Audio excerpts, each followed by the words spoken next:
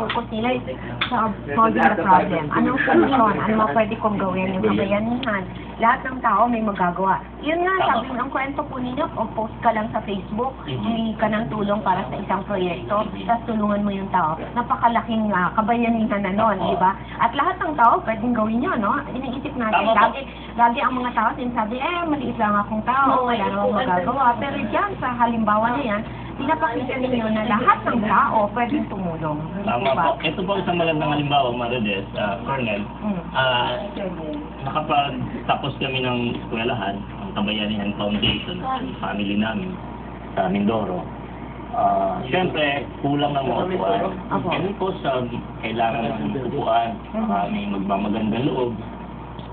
At yung mga tinitingnan natin, minsan, na yung sasabi nating masama ang tingin natin sa isang organization like yung mga fraternity, nakakapagbag ng loob dahil sila yung tumugong.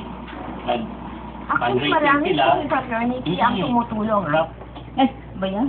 Mga 46 years. Oh, galing. Di ba ho? Di ba ho nakakatuwa yun? Sila pa yung nagpahakot. Oo.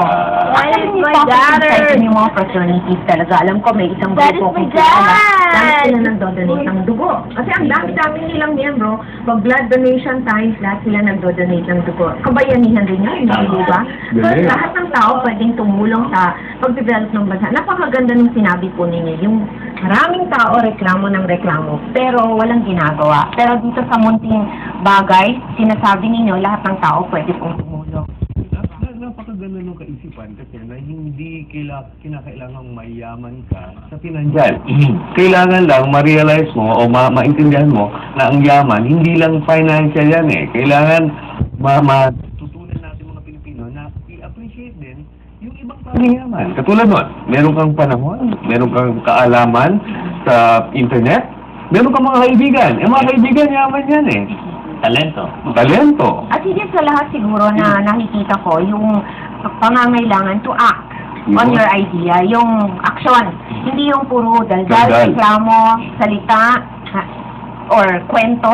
Pero wala naman aksyon. So, hindi nakakatulong sa tao. So, Dr. Godin, doon sa inyong participation naman sa ako, Kabayani Movement Incorporated. Kayo po yung spiritual advisor. Yes, ano po naman ang tinuturo ninyo sa inyong mga recruit?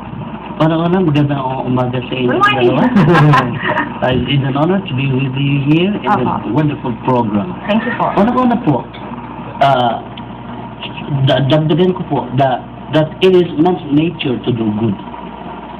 Each one of us, lahat, bata, matanda, mayaman, mahirap, may pinag-aralan na wala. Nature talaga natin na tao na we would like to be a blessing to someone.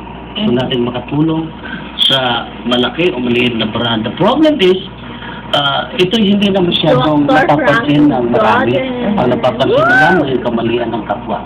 Anyhow, dito sa ako'y kabayani na sinamahan ko po, nakakatuwa sapagkat lahat sila nakita ko na maganda yung kanilang mga intensyon for this country. And that's right. My major job right now is to pray for this group, itong samahan na ito. Sapagkat meron ako 4 na pin na gusto ko ibahagi sa inyo. Unang tip is to pray. Sa halip na magsabi tayo ng pangit sa ating kapwa, why not pray for the president, for the senators, and the congressmen, and the mayor, governors, and our people, ang Pilipino. Number 2, ito yung kulang. Pagkatapos natin mag-pray, let's plan. At yun ang kulang. Ang iba, bera na lang bera, wala nang planning. Pangatlo po, pagkatapos mo mag-pray, siyempre pag nag-pray ka, maganda ang mapaplano mo. Ngayon, prepare. Maganda ka na, naplano na eh. And then after the preparation is perform. Of course, when you perform, hindi po natin lagi naasahan na lahat ng ating maririnig ay maganda sa ating kapwa. But still, we have to perform. So despite the fact na dito sa Pilipinas kasi, di ba, maraming kritiko. So, madaling magsalita, maraming ka rin maririnig. And that discourages some people. So, even if you hear negative things, dapat i-perform mo pa rin. Opo. Kasi nasa plan mo na. Kahit naman kasi- Pray mo na. Opo. Di ba? Kahit kasi ano ang gawin mo, maganda ang gawin mo, may masasabi ang kapwa. Pangit ang gawin mo. So, ignore. Yes po. Kailangan lamang kung ano ang naplano mo at alam mo na maganda ang kakahantungan nito, Yun ang tama. keep on doing that. And be focused on that. Ano po yung last So, na piece? napakaganda. Di ba sabi niya, perform. pray, Pray plan, first, prepare, and perform. Oh. One, Ito so, po yung nawawala na sa Please, maraming Pilipinas. Hindi naman ang Pilipinas. I love this country. Opo. Tinuruan tayo ng Ano na lesson nila? ko ang Pilipinas. Opo, We nakakalimutan have na to natin do that. po yun. We have to continue thinking about this thing. Yes. Pero yung ibig sabihin po, no, pagka nag-pray tayo, pagka sinunod natin yung apat na pin na yun, Aba, panay, maganda. panay kabutihan po yung dapat na Ay, syempre. lumabas. Eh kasi po, baka ang panalangin birthday po nila, sana kunin na sila ni No. Lord. Alam mo, Pinaplano rin yun. Oo, alam mo. They pag prepared. sinabi mo kasi yung panalangin, you will be talking about the Creator. Yeah. And you can never pray about yung pangit. Halimbawa, kayong mag-asawa. Gusto ng asawa, mag-away kayo. Sabihin mo sa asawa, mag-pray muna tayo bago tayo mag-away. How can, alam mo, bago tayo, Holding hands, pray muna tayo. alam mo, hindi matutuloy ang away niyo kasi Opo. when you're praying, the Lord will answer. Yeah, that's with God. At kailangan ipanalangin mo ang Kung lahat po at nag-pray, dapat walang nag-aaway. Po ba? Ay, siguradong may mag-aaway pa rin, pero hindi na masyadong kasintinding away. You know what, ma'am? When we were young, Apo. and I think kailangan ibalik natin ito. The family that prays together, stays together. Our problem today, napakarami ng Pilipino na hindi na nga naipanalangin si tatay, si nanay, si anak, minumura pa. Opo. And all of you are doing a lot to this country. I would like to contribute a little Opo. sa inyo. Yun Sa inyo na aking magkasama. Yun po yung magandang napag-usapan natin ngayon.